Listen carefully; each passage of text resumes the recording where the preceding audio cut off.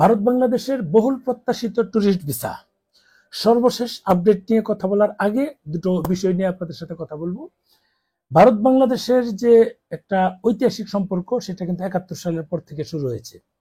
সেটা বিভিন্ন চড়াই উতরাই পার হয়ে এই পর্যন্ত এসেছে। সর্বশেষ ২০২৪ সালের ৫ই আগস্টের পর যখন আগের সরকার পরিবর্তন হয়, আওয়ামী লীগ সরকার পরিবর্তন হওয়ার পর যে সিচুয়েশন, সেই সিচুয়েশনের মধ্যে ভারতের সাথে বাংলাদেশের সম্পর্ক ক্রমশই খারাপ হয়। কারণ আন্দোলনটা শুরু হয়েছিল মূলত ঢাকা না দিল্লি এই স্লোগান দিয়ে। ঢাকা না দিল্লি এখানকার যারা আন্দোলন স্লোগান দিয়েছিল, কাজে এই আন্দোলনের স্লোগান ভারত বাংলাদেশের ৫ই আগস্টের যে পট পরিবর্তন প্রেক্ষাপট, পরিবর্তনের আগের থেকেই স্লোগান ছিল অ্যান্টি ইন্ডিয়া। ৫ই আগস্টের পর সেটা আরো কঠোর হয়েছে, গভীর হয়েছে অ্যান্টি ইন্ডিয়া যে সেন্টিমেন্ট। সেটার কারণে মূলত ভারতের সাথে বাংলাদেশের যাতায়াত মোটামুটি বন্ধই ছিল। যাদের ট্যুরিস্ট ভিসা ছিল তারা যেতে পেরেছে, বাট যাদের ভিসা শেষ হয়ে গিয়েছিল তারপরে আর যাওয়া সম্ভব হয়নি, অর্থাৎ নতুন ভিসা ইস্যু হয়নি। যাদের কিছু ভিসা ছিল তারাই ঘুরে এসেছে, এরকম একটা অবস্থা ছিল ওই সময়ে। যেহেতু এই অবস্থাটা ক্রমশ খারাপের দিকে যাচ্ছিল, গিয়েছে, আরো এমন অনেক কিছু হয়েছে। বাংলাদেশের যমুনা ফিউচার পার্কে এখানকার যারা উচ্ছৃঙ্খল যারা ছিল তারা স্লোগান দিয়েছে, এই সে ওখানেও ঢাকা না দিল্লি স্লোগান দিয়েছে।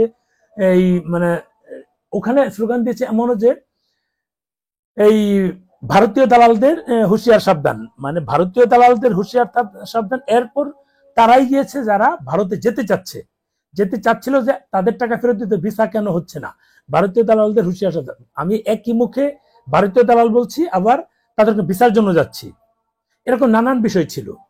আরেকটা বিষয় হচ্ছে যে একটু বলে নিই যে যারা ওই সময় আবেদন করেছিল, টাকা জমা দিয়েছিল, সেই টাকাগুলোর কি আপডেট সেটা নিয়ে পরে একটা ভিডিও দিব। সেটা নিয়ে আর এখন কথা না বাড়াই, ছোট্ট ভিডিও দিব। এখন এইসব বিষয় মিলিয়ে ঢাকা হাইকমিশন একবার বিএনপির রুট মার্চ, আবার অন্যান্য দলের রুট মার্চ, বিভিন্ন রুট মার্চ।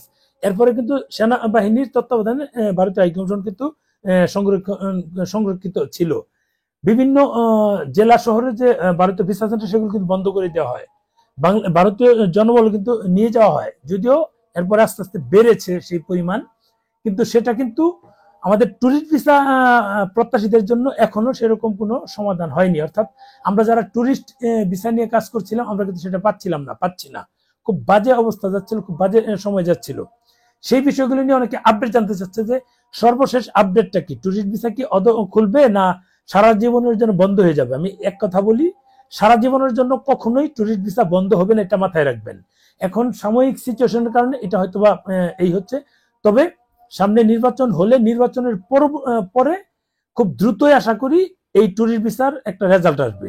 কিন্তু এর আগে কি ট্যুরিস্ট ভিসা খোলার সম্ভাবনা আছে কিনা, কারণ এই তারিক জিয়ার সাথে যে ডক্টর ইউনূসের সাক্ষাৎ হয় লন্ডনে, সেখানে তারা বলেছে রোজার আগে তাদের এই নির্বাচনটা হয়ে যাবে, একটা সম্ভাবনা আছে। যদি কিছু কিছু সংস্কার হয় তাহলে হবে, যদি এটা এই নির্বাচন করার মতো পরিবেশ তৈরি হয় তখনই কেবল এটা হবে। কিন্তু যদি হয়, যদি একটা শব্দ কিন্তু এখানে আছে, কাজে আমি সেটা আশা করছি না যে রোজার আগে এই তারা যে সংস্কারের কথা বলছে, তারা যে পরিবেশের কথা বলছে সেগুলো করবে কিনা। যদি করে তাহলে হবে, কারণ আমার ধারণা এগুলো করবে না। এটা দীর্ঘমেয়াদী একটা পরিকল্পনা আছে যে দীর্ঘদিন এভাবে নির্বাচন ছাড়া থাকা যায় কিনা। যদি নির্বাচন হয়ে যায় এই ফেব্রুয়ারি মাসে, আলহামদুলিল্লাহ, নির্বাচন হওয়ার পর কিন্তু একটা নির্বাচিত সরকার যারাই আসুক, নির্বাচিত সরকারের সাথে কিন্তু তারা কমিউনিকেশন করবে, এটা কিন্তু আগেও বলা। এখন কিন্তু অনির্বাচিত সরকার, এই সরকার কিন্তু ভিত্তি নাই, ভিত্তিহীন সরকার, কাজে এখানে তারা করবেন এটা বলে দিয়েছে। ওই হিসাবে আপনার ট্যুরিস্ট ভিসা আশা করা যায় না। যদি নির্বাচিত সরকার ফেব্রুয়ারিতে হয় তাহলে মার্চ থেকে আশা করি, বা ঈদের আগেও, এই যে কুরবান এই রমজানের ঈদ আসছে, আশা করি আমরা ঈদের আগে ব্যাপকভাবে চাপ পড়বে, বাট ব্যাপকভাবে এই হওয়ার সম্ভাবনা আছে। তবে যদি ফেব্রুয়ারি মাসে নির্বাচন হয়, সেটা তো 3 মাস আগে ঘোষণা হবে। যদি 3 মাস আগে ঘোষণা হয়ে যায় তাহলে বিষয়টা কি দাঁড়াবে? 3 মাস আগে যদি নির্বাচনের রুটম্যাপ ঘোষণা হয়ে যায়, তখন থেকে দেখবেন যে ট্যুরিস্ট ভিসা চালু হওয়ার একটা সম্ভাবনা আছে। কিছু কিছু হলেও দিবে, অনেক কারণ আছে, কারণ ওই সময়ে এত চাপ নিতে পারবে না, এটা আমরা জানি, আপনারা জানেন। আমরা যতই বয়কট ভারত বলি, বয়কট করি, বয়কট ভারতীয় পণ্য বলি, যে লোকগুলো বয়কট ভারত বলছে, বয়কট পণ্য বলছে, এই মানুষগুলো দেখলাম এনসিপির অনেক নেতা দেখলাম ইন্ডিয়ান বাইক দিয়ে চড়ে গিয়ে, এটা আবার অনেকে ভিডিও করছে, বাইক দিয়ে চড়ে গিয়ে তারা আন্দোলনে অংশগ্রহণ করছে, ভারত বিরোধী, ঢাকা না দিল্লি, এই ছেলেকে স্লোগান দিচ্ছে ঢাকা না দিল্লি। সে কিন্তু ভারতীয় বাইক নিয়ে যাচ্ছে, ভারতীয় পণ্য বয়কট, এটা কিন্তু বারবার স্লোগান দিচ্ছে। এই ছেলে গিয়া যদি এরা যদি ভারতীয় পণ্য বয়কটের স্লোগান দেওয়ার আগেই ভারতীয় পণ্য ইউজ করে, সেটা মানে বাসায় খাবার দাবার থেকে শুরু করতে অনেক কিছু ভারতীয় প্রোডাক্ট, তাহলে এই ভিসা যারা বলছে ভারত বয়কট, ভারতীয় ভিসা চায় না, এরা সবার আগে যাবে। আর কিছু বললাম না, সবার আগে এরা ওখানে গিয়ে ভিড় জমাবে, কিন্তু এই ভিড় সামালতে ভারতীয় হাইকমিশনের পক্ষে কঠিন হয়ে যাবে। যেমন আগে হয়েছিল 3 কিলো পর্যন্ত সিরিয়াল পড়েছিল করোনার পর, আমরা তো কাজ করেছি, আমরা জানি এই করোনার পর কিন্তু এই সিচুয়েশন হয়েছিল। যাক, এক করোনার পর আমি আমার ট্রাভেল বিজনেস শুরু করেছি, কোনোভাবে রান করছিলাম। এরপর ভারত পাকিস্তানের পট পরিবর্তনের পর, সরি ভারত বাংলাদেশের পট পরিবর্তনের পর, এই যদিও বাংলাদেশের সাথে এখন পাকিস্তানের সম্পর্ক গভীর, এখন যেটা হবে আমার বিশ্বাস যে আশা করি এই বিজনেসটা আরো ভালো হবে। যারা বলেছে যাবে না, যারা বলেছে এই কৌশিকে, তারাও অনেকেই যাবে। এটা যাক, এটা তো আমার দেশ না, আমার কিছু না, এটা যে যার মতো ব্যক্তি স্বাধীনতা জিনিস, এটা সবারই দেশ, শুধু আমার দেশ না, সবারই দেশ, সবাই যে যার মতো যে কোনো দেশে যেতে পারে। অনেকেই ভারতে যায় কারণ কম টাকায় আমরা সেখানে ট্যুর করতে পারি, এটা আমাদের কেনাকাটা করতে পারি, খাওয়া দাওয়া করতে পারি, চিকিৎসা সেবা নিতে পারি, এই ডাবল এন্ট্রি ভিসা করে অন্যান্য দেশের এম্বাসি ফেস করতে পারি। সেটা কিন্তু ভারতে এটা সুবিধা, বড় একটা সুবিধা। সেই সুবিধাটা আমরা বাংলাদেশের যে কেউ নিতে পারি, এটি স্বাভাবিক, এটা আমাদের অধিকার আছে।